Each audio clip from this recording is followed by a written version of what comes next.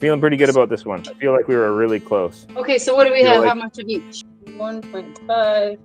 Look at the color of this. For those who have never heard of Singer's Delight, it was put together as a blend with Sister Speak. We were looking at what you could do for drinking tea when you need to perform.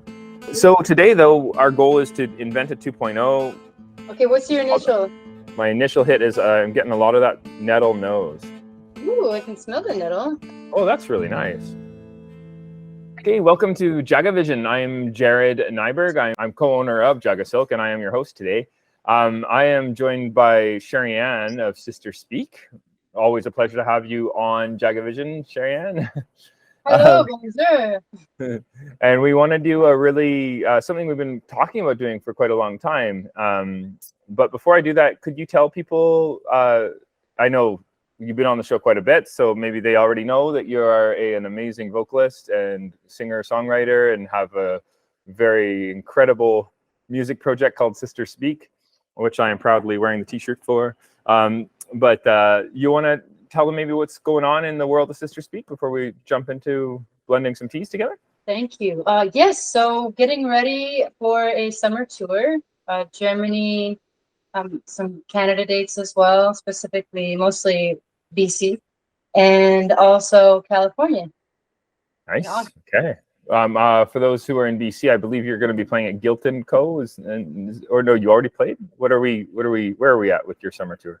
Yes, Gilton Co. with the band Sunday, August 20th, and we'll be in the Okanagan before that for a bunch of dates all the way into Rebel circuit there, and then down to Los Angeles, San Diego, Sacramento. What are some of the bigger shows? I think, Sun Peaks, right? Like that's a big deal, isn't it? That's a really fun one. Yes, that is August 19th, the day before Gilton Co. That's nice. A Saturday. It's going to be a fun weekend on the mountain. I'm super excited for that one. Cool. And if for people watching from the US, if they want to go to San Diego and check stuff out, where are you playing in San Diego or in Los Angeles? There is going to be a really fun show. We have not announced it yet. So as soon as we do, they can. It'll be watch your social kind of thing to get. It'll be at the end of August. So we're going to announce it and tickets and everything all together in July. And maybe, who knows, we might even have some Singer's Delight 2.0 in time for the occasion. Your summer tour. That would be the hope, wouldn't it? That would be amazing, because I have a tin just about this big of Singer's Delight left that I've been saving for tour, just in case we don't have the Singer's Delight 2.0 ready yet. All right. Well, and for those who have never heard of Singer's Delight 2.0 or Singer's Delight 1.0, I should say, it was put together as a blend with Sister Speak. We were looking at what you could do for drinking tea when you need to perform. It also has gone hand in hand with people dealing with respiratory challenges, and I think has been quite the healer, with that marshmallow root acting as a beautiful lozenge. And then we had the raspberry leaf, which was very good for the blood. And then you had the what's the third herbal? We had marshmallow root. Honeybush. Honeybush, that's right. And honeybush, of course, really good for just balancing things out in your system. Also good for breathing. Hey, like both rooibos and honeybush are used for treating colic in small children, which is kind of cool. Oh, wow! I didn't know that. Yeah, so it's definitely a breathing tool. So today, though, our goal is to invent a 2.0. We sort of have this thing we do at JagaSilk where we kind of call it like a Zen treasure chest, which is you have these good ideas and you bring them out, but if you leave them out and you just keep on adding new ideas and new ideas, very soon you have quite a roster of blends and teas, etc., etc. So what we always like to do is, even if it's something that we love, we like to put it away for a bit and put something else out to sort of display that and give that some love. And then, this allows refreshing. And then when we do bring out that other one that we had in the future, it feels like a classic. There's a sense of nostalgia, and it's kind of nice. So, and it sort of links into a lot of things that we're doing and philosophies that we have and all that stuff. So But we do have a desire, I think, both of us here, to continue using that marshmallow root, right? Because we could do Yes. something like slippery elm, or I guess licorice, something else that sort of helps with sort of a thickening of the liquid that helps to coat the throat. But marshmallow root grown in Canada is kind of cool. That's so cool. Where is it growing, actually? I'm going to print the off here. Ekert and Elizabeth, who grow our peppermint, also grow our marshmallow root, and they're up in northern Alberta, just north of Edmonton. So yeah, so it's kind of fun. Cool. Yeah, and so we were thinking of. I think we isolated some herbs that we really wanted to try, and there's that relationship between rooibos and honeybush, and you initially wanted to use rooibos, and we sort of encouraged honeybush, and it worked out well, I think, for the blend. But maybe this is the moment where we go the other way. We go with what you originally wanted to use, and try some of that rooibos, and then we were talking already of the marshmallow root. This is France and Gerda is the name of the couple that harvested this. The rooibos that we bring back quite regularly. So if you've been following JagaSilk for a while, you'll recognize it. And then the third herbal we were talking about using is really good for building up your resistance to, say, hay fever, allergies in general, and that's going to be some nettle. Yeah. And this is also really good for thickening the liquid. Hey, it brings it out a kind of a brothiness. So I have high hopes that this is going to be next level Singer's Delight. So if there's anything that we're lacking in this blend that I can see right off the bat, it's potentially acidity. So it might not be as beautiful of a complex flavor, but who knows? We won't know until we try. The strawberry kind of rooibos might just do the trick. I guess the biggest thing I'm looking for in this blend is, definitely like a pleasant enough taste. And a pleasant taste is lovely.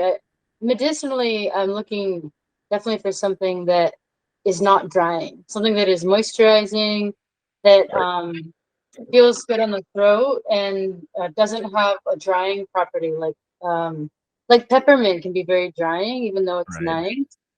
Right. Yeah. That's something, and you kind of don't know until you drink it, right? And this is very personal for you, because sometimes it's like, technically it is that way. Like when you're putting, if in herbal theory, this particular herb might be a drying herb, but also there's the personal element, right? Like you as Sherri Ann, there's going to be herbs that for you are going to be conducive to what you're looking for here.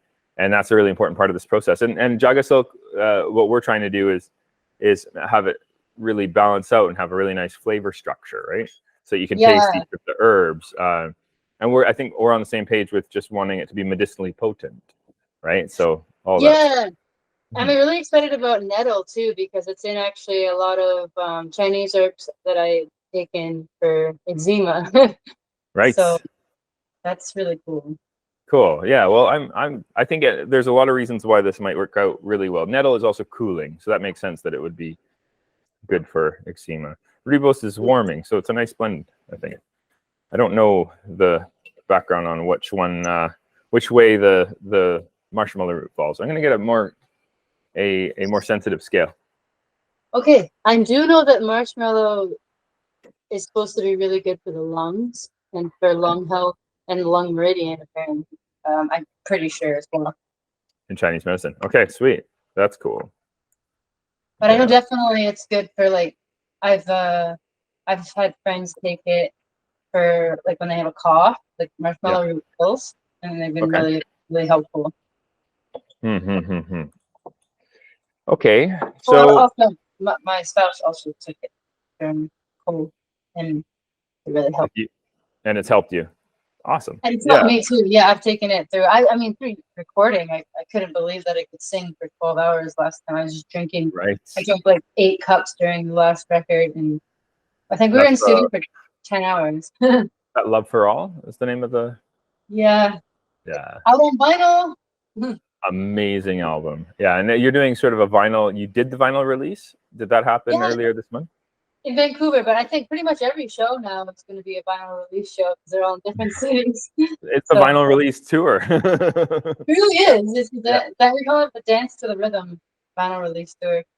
Nice. It's summer.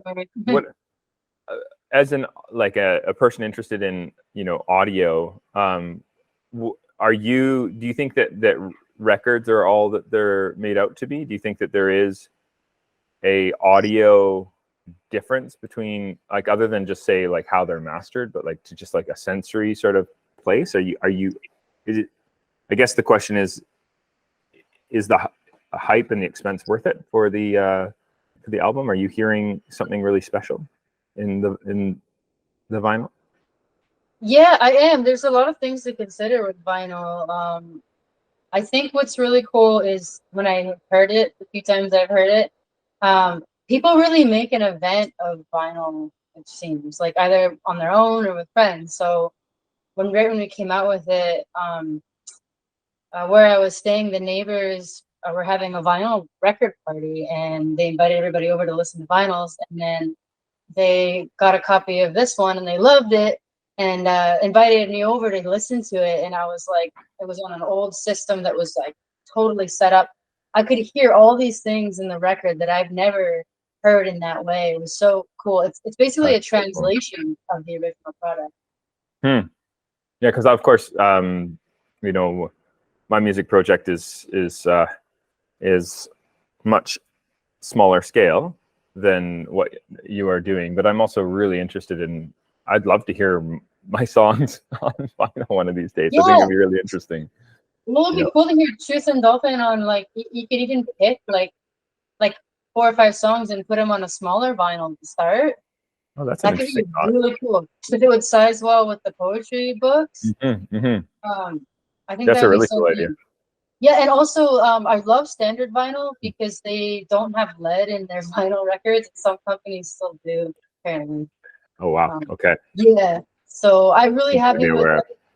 Yeah, you have to be careful of that. That's another thing to consider, and make sure that it doesn't have like some of the most toxic elements, because it's vinyl. And I think about the environmental impact. So I did do a small run, and I'm still waiting on it to get a little more environmentally friendly.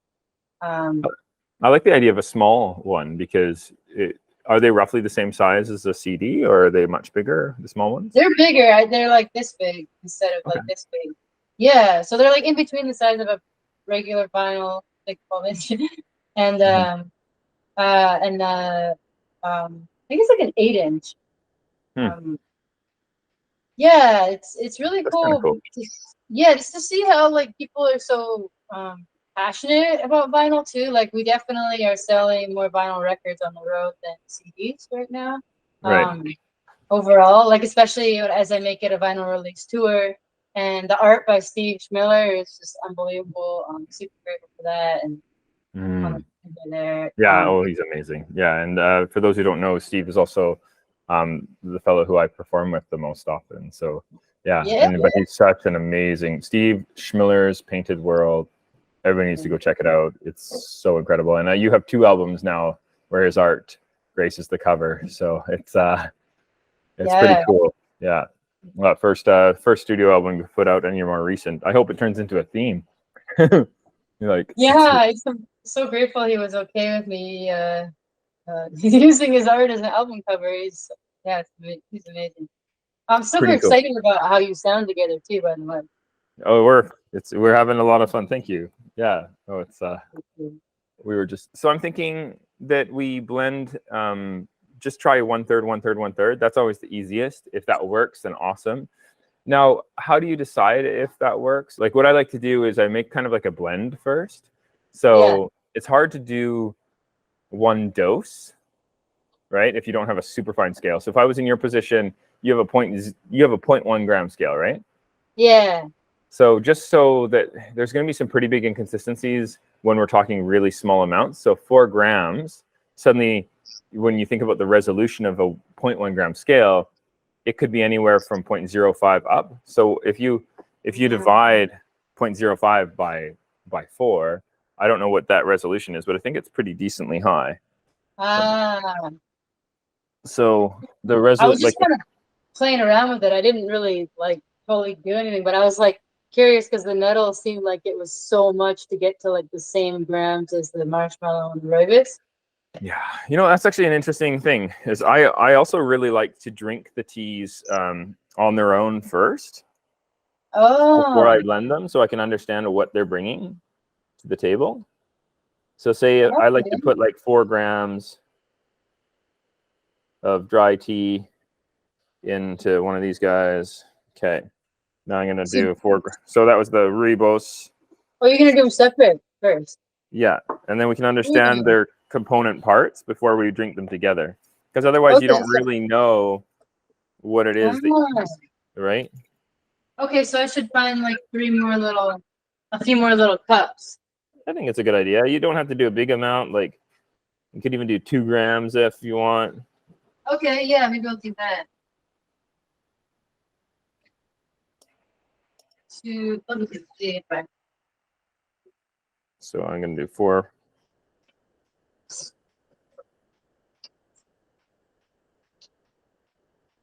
I got 4 grams there of marshmallow root. And now I'm going to do 4 grams of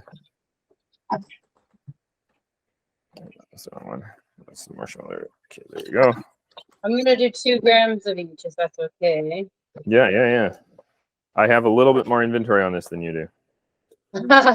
Yeah, I have one little tin. Yeah. Oh, I think my my unit there lost power. Oh, yeah. Fix that. Just give me a sec. Sure.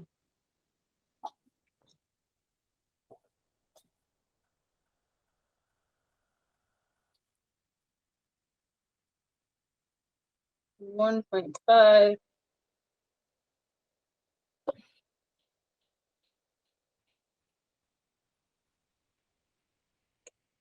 $2 grams.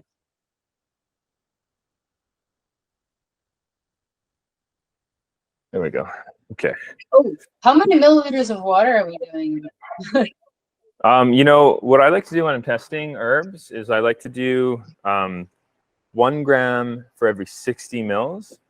And then I do a 90 gram sort of cupping. So, sorry, 90° centigrade for about 4 minutes. Okay, that's what I like to, just for trialing. So I'm going to do that here. Preheat everything. And then I'm going to, so I've divided my, let's see that. So that's the rooibos and the marshmallow root, right? And you compare like the density difference there, right? Like that's the same 4 grams, but the nettle is just an incredibly different. Yeah, that's why I was like, ooh, that's going to be interesting. How do we navigate that? So it ends up working out okay. Like I actually find that when we're putting together herbal blends, if we use too much of the lightweight stuff, then no matter what, if we try to do something like a 40-gram pouch of retail, it's just too big. Like if you sold pure peppermint, like 40 grams ends up being this massive thing, whereas 40 grams of sencha is this little tiny thing. So it just, everything goes too wonky. And so when we're putting together herbal blends, we often think, okay, I want to have at least something to weigh down the blend. So there's a very practical component there. And then we try to choose something that's heavy, that tastes good. In this particular blend, it's going to be no issue because 2 of these herbs are heavy. So in that they're more dense in the bowl kind of idea, right? Yeah. So it's good that we have one that's not as dense. Yeah. So, brilliant. Brilliant. Yeah. And then what I'm going to do is I'm going to use these cupping kits that I just got from China. Kind of cool. You can see them. They have this, like, the teeth right there. And when you're done brewing, you just pour through that into like the bowl. Oh, cool. So, yeah. And so I'm going to do 1.5 grams. And then what I'm going to do is I'm going to, as soon as I filled it up with my 1.5 grams, then I'm going to, what is that? 1.5 times 60 is 90, right? 1.5. Oh, yeah. And then I'm going to, and it's also going to be 90 degrees centigrade. And then I'm going to put this off to the side with a timer. How many milliliters should I do of For your 2 water grams? again? For 2 Well, if we're grams? doing Yeah. 1 for every 60, then that means 120 grams of water. Okay. And then what I'm going to do is I'm going to, so that's brewing. 120. Okay, I'm gonna add mine right now to all of them. Okay. Then I'm going to make this guy preheated, which I've already done. I'm going to tare it. Oh, nice. Now, some of mine, 121. nicely done. Hey, that rhymed. 121. Nicely done. Dun, dun, dun, dun, dun. Okay. So that's going to be 4 minutes as well. We're tasting it separate. Oh, there we go. And by understanding the component parts, you can tell, you know, when something is too weak or too strong. Okay. Okay. It actually smells a little bit like Like it what? actually like it's the aroma is like reminds me of playing outside and soup. Okay. Like the nettle. Like it actually reminds me of like forest. What are you smelling? The forest. The aroma of like Vancouver Island and like playing in forest. Okay. With the nettle. That's cool. Yeah, I have the nettle almost ready. It's like 5 seconds away. Okay, I did my nettle last, so that means I should do the others first. Maybe. It's all good. Yeah, just finished steeping the nettle, and now I'm putting 1.5 grams of. Now, what I've also noticed is that a lot of times when I have just a lot of roots, I'm more prone to brew with Sorry, are you doing a second steep? Sorry, or should I just blend them together? I'm oh, I see what you're saying. I'm gonna do a different steep with them all together afterwards. Okay, I'm gonna combine. That's actually interesting. I guess you could drink them by just weighing out the extractions together. Hey. Yeah, I'm just gonna like put them all in the same strainer. That's why. Oh, I see. Okay. But it's all gonna be in different extractions. Yeah, that should be fine. Okay, I'm just getting the marshmallow root going. It's the last one I got. What? I was gonna say that if it was all sort of barks like rooibos or roots like marshmallow root, yeah, then I would I'd be more prone to use boiling water. Oh yeah, I know. I was thinking that too, and I was like, oh, it will definitely burn the. Oh, I got a hiccup. It'll definitely burn the nettle. I would think if we did that. I think that's what we were wondering. Sense, though, of everything, like all we want really is to understand them on a really basic level. You know, I think it's kind of interesting too to look at. I don't know if for you it's the same, but the rooibos and the nettle have a very different volume in the bowl. Yeah. Right. So to me it's noticeable. Like I'd say good 30 mils or so. Is the nettle less? Difference. No, the nettle is less in the bowl because the nettle absorbs more during the extraction. I noticed that too. My nettle is much less than the others. Yeah, the marshmallow root and it seems a tiny bit more than the rooibos. Yeah, and if we're gonna taste it, which one are you doing? Nettle. Ah. Yeah, very much like Ooh. It's spinachy, kind of has a nice sort of interesting feeling. Like I love that texture. What do you think of the nettle? I love it. It actually tastes like a little bit sweet the way it's brewed this way. There's there's a slight sweetness to it, which is so nice because nettle can be very bitter if it's too hot. Yeah, I think that might be contributing to a drying feeling sometimes, is that, just like green tea can be really, I think if you're careful with your herbal teas too, I think that you can sort of curate different, not just different flavors, but different effects on the system with different flavors. I love this on its own. It's actually Right? like really nice flavor complex. It's like, to me, I don't really taste spinach so much. I taste more there's like some sugars coming out. There's like a I really like that. I almost taste raspberry. It's weird. Yeah. I wonder if they're related. Yeah, it's super interesting. Like it has a bit of a berry flavor to me. It's very good. Wow, it's really good. I can't tell if I got a little bit of the other teas in it by accident. I want to try it now with just the blend, because Wait, did you try the marshmallow and rooibos though separately? I had the rooibos just now and I didn't even talk about it. It was beautiful. It tastes like, it always reminds me of strawberries. Yeah, strawberries.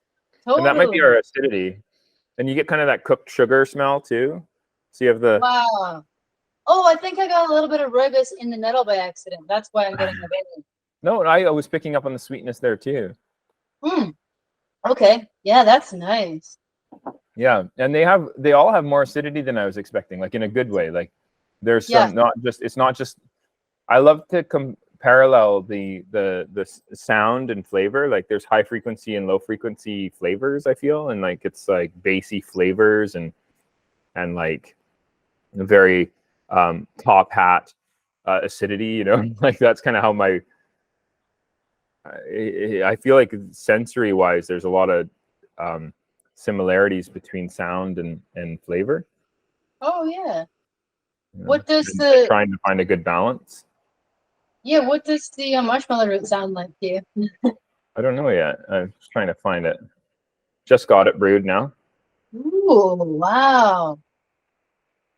So we're gonna have it on its own now. It's delicious too. They all have a little bit of like a strong yet sweet. Actually, it's almost metaphorical. This is like a strong yet sweet blend. Okay. Strong and sweet. You don't have to be yet. Strong and sweet. Okay. Yeah, strong and sweet, not strong yet sweet. I like that. That's good. Whoa. Way more vegetal than I was expecting. Yeah, right? Yeah. It's almost like yeah, it's reminds me of potatoes, like in a good way. It tastes like almost like a soup broth. Yeah. Yeah, totally. Oh my gosh, it totally reminds me of like the Yukon Gold potatoes or something. Yeah, right. Like it's, or like kind of after you boil potatoes, sort of the broth of the soup. They all feel very friendly.